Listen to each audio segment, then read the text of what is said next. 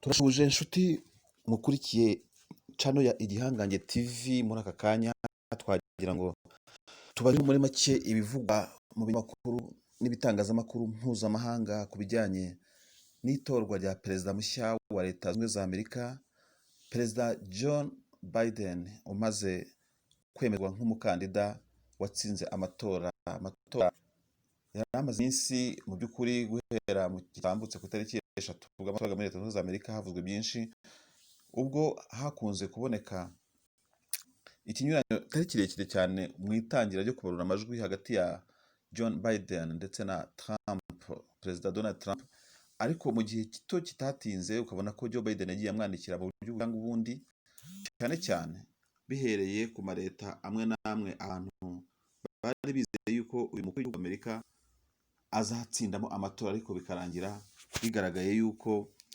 atayatsinze. Rero ayo matora yavuzweho byinshi, ndetse umuntu uvuga yuko Amerika nk'igihugu ukurikije uko aya matora yagiye agarukwaho n'abantu mu mpande z'isi, yigaragaje nk'igihugu cy'igihangange, igihugu kitari gihangange gusa mu by'imbaraga benshi batekereza, imbaraga za gisirikare no mu demokarasi. Mu by'ukuri wavuga uti kuba igihugu nk'iki kibamo amatora abantu ukabona bararangamiye cyane, biba bifite isobanuye. Rero ibyavuzwe mu bitangazamakuru turabihera hano mu Rwanda ku makuru igihe.com. Igihe.com ndetse inkuru mu kanya gatambutse mu bigaragara ku isaha ya saa 10:24, inkuru ifite umutwe w'amagambo uvuga ngo Joe Biden yatoreye kuba perezida wa 46 wa Leta Zunze Ubumwe za Amerika atsinze Donald Trump, hagati bashyiramo ngo amafoto. Duhereye kuri inkuru ya Igihe.com, rero igihe tunashimira cyane ko kigaragaje nk'ikinyamakuru cyakurikiranye isaha ku yindi mu buryo bwitwa live amatora muri Amerika. Ndashaka kuvuga mu buryo utandukanye, kimwe n'ibindi binyamakuru bikomeye ku isi byagiye byigaragaza muri ubwo buryo. Rero igihe cyanditse iyi nkuru kivuga ngo umukandida w'ishyaka ry'abademokarate muri Leta Zunze Ubumwe za Amerika Joseph Robinette Biden Jr. nyuma y'iminsi 4 amatora y'umukuru w'igihugu abaye, byemejwe ko ariwe watsinze Donald Trump bari bahanganye, nyuma yo kwegukana intsinzi muri leta ya Pennsylvania ikamuhesha kugira amajwi 770 aba asabwa kugira ngo umuntu atorerwe uyu mwanya. Ntabwo rero ku gihe bakomeza inkuru yabo, urabona hasi hari aho bavuze yuko intsinzi ya Joe Biden yitezweho kugarura Amerika mu ruhando mpuzamahanga.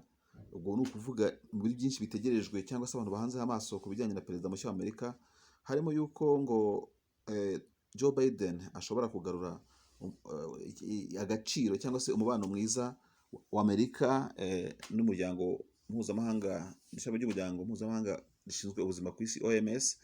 Bivugwa yuko ku itegeko rya Donald Trump cyangwa se ku butegetsi bwe, kuri administration yiwe, uyu muperezida byabaye ngombwa yuko ategeka ko Leta Zunze Ubumwe za Amerika ikura ukuboko cyangwa amafaranga mu ishami ry'umuryango w'abibumbye rishinzwe ubuzima ku isi. Benshi bakananenga Trump ko yakoze icyo kintu mu gihe isi yari yugarijwe n'icyorezo cya coronavirus. Bakavuga bati rero, igihe bakomeza bavuga bati rero byaba byiza, aravuga ngo intsinzi yitezweho kugarura Amerika mu ruhando mpuzamahanga, aho Donald Trump yavanye iki gihugu mu miryango imwe n'imwe ikomeye ku isi nk'ishami ry'umuryango w'abibumbye ryita ku buzima ku isi n'intambara z'ubucuruzi n'ibindi bihugu zishingiye ku guteza imbere inganda z'imbere muri icyo gihugu. Ngo ni akazi Biden asa nk'umenyereye kuko yabaye vice president cyangwa se vice perezida ku ngoma ya Barack Obama. Ari nacyo abantu bakunze kugarukaho kuri ubutegetsi bwa Joe Biden, bavuga bati ni umuntu umenyereye ubuyobozi, yabaye imyaka 8 muri White House igihe Obama ari ku butegetsi, niwe wari umwungirije ari vice president. Bati rero ntabwo ari umuntu uje nk'umuntu utazi bya politiki, nk'uko bavugaga ko Donald Trump birimo no mu byo bamuneguraga ko yari umucuruzi akaza muri politiki bitunguranye, atari umuntu wari uzwi wigeze aba hafi y'inzego z'ubutegetsi ngo abe yamenya uko ibintu bimwe na bimwe bikorwa. Gusa ibyo ngibyo ntabwo byari umwanya wo bijyaho impaka, kuko yari perezida watowe kandi abamutoye bari bafite icyo bashingiyeho, ndetse bashobora kuba banashingiyeho bamukura kuri ubwo buyobozi. Bityo rero muri iyo nkuru y'ikinyamakuru hasi bavuga ko Biden agiye kuba perezida 46 wa Amerika, ngo azaba afite vice perezida wa mbere mu mateka ya Amerika w'umugore, by'umwihariko w'umwirabura. Ni umuzwi nka Kamala Harris bafatanyije muri urugendo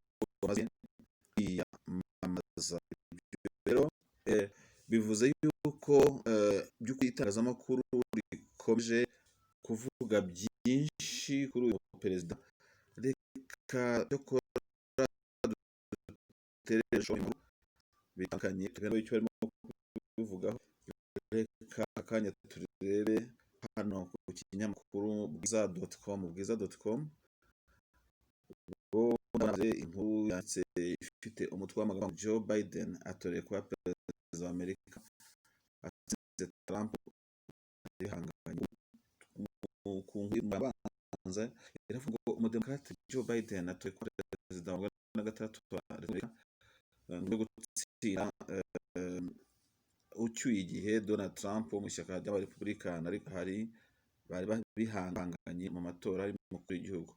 Ibinyamakuru byose urabona icyo bishingiraho, birashingira ku bijyanye n'itsinda rya Joe Biden. Igihe ariko Bwiza.com ikavuga ko Biden yatsinze ku itangiriro ku majwi 288, bivuze ngo kuri ya majwi 270 yari ategerejwe nyuma y'uko intara ya Pennsylvania igaragaje ko itoye Biden, hahise hingiraho andi bigaragara ko 18 ahita yanikira ku buryo bugaragara Trump. Inkuru yagira avuga ngo Biden amaze kugera ku majwi 288 mu gihe gisigaye leta enye zitararangiza igikorwa cyo kubarura amajwi. Leta zitararangiza kubarura amajwi kandi nazo akaba ayoboye zirimo Georgia, Arizona, Nevada. Naramuka atsinze bishobora kurangira agize amajwi 360. Biden y'imyaka 48 niwe ngo ubaye perezida wa Amerika. Aha rero Bwiza.com iratubwira ibijyanye n'ubuzima bwite bwa Biden ku myaka ya 78. Biden rero amara gutsinda amatora yanditse kuri tweet yiwe avuga ngo Amerika newe icyubahiro no kuba mwampisemo ngo nyobore igihugu cyacu cy'igihangange. Imbere yacu kazaba gakomeye, ariko ndabasezeranya iki, mwaba mwarantoye cyangwa mutarabikoze, nzakomeza ukwemera kuko mugira umwanya muri njye. Ni amagambo Biden yahise agaragaza kuri Twitter yiwe. Twitter ya Biden yagaragaraga gatambutse ijoro ryo gutsinda, yari ifite abayikurikira bageze kuri bangahe. Reka turebe abantu Joe Biden ku ikubitiro, turebe ese mu gukurikira Joe Biden imeze gute Twitter yiwe. Kuko impamvu mbivuze gutya nuko tubizi neza yuko Donald Trump yari perezida urubuga aho n'abantu bageze kuri miliyoni 40.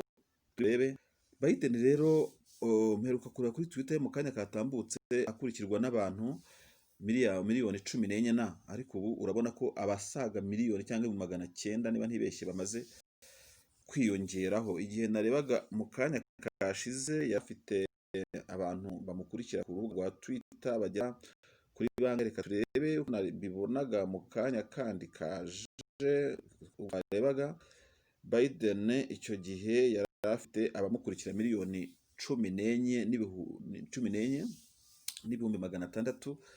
ariko muri aka kanya tubonye yuko Joe Biden ageze ku bamukurikira kuri Twitter followers miliyoni 15 n'ibihumbi 300, ku buryo urumva umubare mutoya umaze kumukurikira. Muri iyo tweet Biden yanditse nk'uko muyibona aha ngaha kuri screen zanyu mu rurimi rw'icyongereza, nibwo twasomaga Bwiza.com yasubiyemo, ntabwo twabisubiramo muri aka kanya tumaze kubivuga mu kanya gatambutse. Reka tunyarukire mu bihugu by'Iburayi cyangwa by'ubwongereza bw'isi, turebe icyo bo bakomeje kuvuga kuri uyu perezida mushya we. Duhere kuri Jeune Afrique. Jeune Afrique kayeba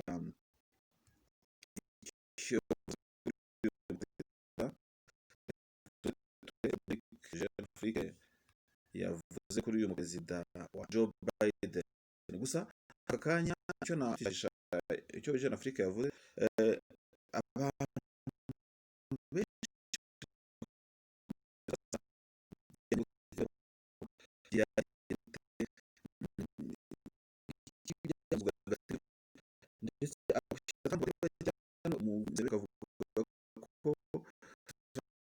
yari umuntu ukoresha cyane ibihugu cyangwa amantere ku mitekerereze itandukanye ndetse bavuga ko Trump abantu bayoboye ariko batigeze bishora cyane mu bintu bijyanye n'intambara mu buryo bweruye mpuzamahanga, ndetse bavuga bati Trump ubwo yatorwaga cya Amerika yari gihangana ibihugu nka Korea ya ruguru, n'ubwo umuntu atavuga ko n'ubu yavuyeho, ariko Trump nyamaze nibura ari mu ba perezida bagerageje kubonana na uriya mu perezida wa Kim Jong Un wa Korea ya ruguru, kandi bigaragara ko abandi byasaga nkaho batabishoboye, bakavuga ko kandi mu bintu yakomeje gukora byatumye abantu yashoboye kuba ambasaderi ayikura Tel Aviv muri Israel muri Yerusalemu. Icyo ariko si nacyo abantu badaho bakavuga bati bari biteze yuko hazavamo amakimbirane akomeye cyane hagati y'Abarabu na Israel, ariko siko byagenze, ahubwo paradoxalement mu gihe kidatinze byagaragaye ko umubano wa Israel n'ibihugu by'Abarabu wateye imbere cyane mu gihe cy'ubutegetsi bwa Trump, aho twavuga nko kuba Israel yashoboye kugurura amarembo n'ibihugu nka ubwami bwa Dubai, ibihugu nka Arabie Saoudite, ibihugu nka Sudan ya Khartoum mu gihe gitambutse, ndetse bigaragara yuko ku butegetsi bwa Israel itigeze ijya muri jugujugu yo kurasana cyane n'Abarabu nk'uko byajyaga bigenda ku bundi butegetsi. Ariko ibyo ngibyo si byo abantu bavugaho gusa, banavuga ko Trump yashoboye mu byo yashoboye kugeraho byo ariko biri negative, yashoboye kwikura mu masezerano yari agamije kuri kiriya y'amasezerano yitiriwe Paris, iki abantu bamuneguye cyane, ndetse n'ibyo twavuze igihe .com cyanditseho bavuga yuko bikavuga ko Trump ari mu bantu bazonze cyane bikomeye ayo masezerano, kandi akanazonga umuryango w'ibihugu ushinzwe ubuzima ku isi OMS. Icyo ariko ukanongeraho kuba Trump kwiranda amasezerano yari afite akamaro yo kurwanya ikwirakwira ry'intwaro hagati ya Iran n'ibihugu byari byashyizeho amasezerano intwaro haribuzi. Bavuze ko y'amasezerano meza mu by'ukuri yubatse neza, ariko Trump aza kuyikuramo. Jeune Afrique rero inkuru yayo twagira ngo turebe, ndabona ifite amagambo uvuga ngo Trump yatsinze amatora. Inkuru ya Afrika ntabwo irimo kuza, dushobora kwirukira no mu bitangazamakuru tukareba icyo France 24 televiziyo mpuzamahanga y'Abafaransa ivuze iki, turebe icyo avuga ku itorwa rya Trump mu binyamakuru byo muri turebe ayo bagona nayo bavuga nabo, niba network ikomeje idukundiye neza icyo Abafaransa bavugaho. Ndabona wanza ikoranabuhanga twitwereka neza icyo ibinyamakuru bivugaho, turebe icyo batubwira. Bitinda turigiye muri Leta Zunze Ubumwe za Amerika, turebe icyo batubwira ku matora. Ndabona kuri France 24 burimo amagambo avuga ngo live John Biden elected 46th president of the United States, ndetse ku ibara ritukura rwose breaking news, ni breaking news yabaye cyangwa muri ayo makuru yihutirwa. Ni inkuru yashyizweho saa 12:29, bakavuga ngo according to the Associated Press, the Democrat Joe Biden has won Pennsylvania, surpassing the 270 electoral vote. Ni iki bavuga bati Biden yashoboye guca mu buryo budasanzwe Trump umugenzi we bari bahanganye mu gihe cy'amatora. Ni twareba rero icyo busanzwe ni iki, ni icyo ko yaciye kuri Donald Trump ku buryo bufatika, bakavuga ko iyi nkuru bayikesha Associated Press, nta makuru y'Abanyamerika, ndetse na CNN, Fox News bavuga ko Trump yatowe rero ubwo buryo, bakavuga kandi ko yuko Trump yigaragaza neza mu gutsinda, Biden yagaragaje gutsinda Trump muri Nevada, Arizona, nta bindi bidasanzwe. Amatora ategerejwe n'ubundi, hari intara zimaze gutora n'izisubiramo amatora, harimo nka Alaska, North Carolina na Georgia. Icyo ushobora guhindura kuri Amerika byo yuko Trump kugira ngo ni fake news. CNN ni ikinyamakuru cyahanganye cyane na Perezida Donald Trump mu gihe cy'ubutegetsi bumaze imyaka 4, bikaba byaragaragaye yuko CNN yakunze guhangana nayo ku buryo bukomeye, ndetse Trump akayita fake news. Iki umuntu yavuga kindi kigaragaje nuko Trump yakunze gukoresha nawe ikinyamakuru Fox News ahangana none na CNN. Byabasaga nk'aho ari ibinyamakuru mu by'ukuri bibonye ku buryo bugaragara ku ruhande rwa Trump n'abarepublikani, no ku ruhande rwa Fox News ibogamiye kuba demokarata. Ntabwo twavuga nawe amakuru bimworoheye, ariko ko atari yoroshye, yari afite irindi akoresha kugira ngo aribonde aho rishatse kumubona, nawe akabashyira ku murongo. Bavuga yuko communication n'itangazamakuru atoroshye, ntabwo yabakije. Reka turi CNN ivuga, dusoze inkuru yacu kuri uyu mugoroba. CNN iravuga iki ku itsinda rya Joe Biden? Iravuga iki? Irimo gufunguka iyi nkuru. Reka turebe icyo ikinyamakuru Cable Network News, ikinyamakuru cyo muri Amerika gikomeye mu by'ukuri, CNN, turebe icyo babivugaho. Niba murandasi yacu imeze neza turabireba. CNN iravuga iki ku itsinda rya Joe Biden? CNN irabivugaho iki, kugira ngo dusozereze kuri CNN, cyangwa se tuze no kureba icyo ibinyamakuru nka The New York Times byabivuzeho. Network ntabwo irimo kuduhereza CNN neza. Twanyarukira kuri makuru rya The New York Times. Reka The New York Times turebe ko bitwihutira. New York Times icyo tubwira muri breaking news yabo.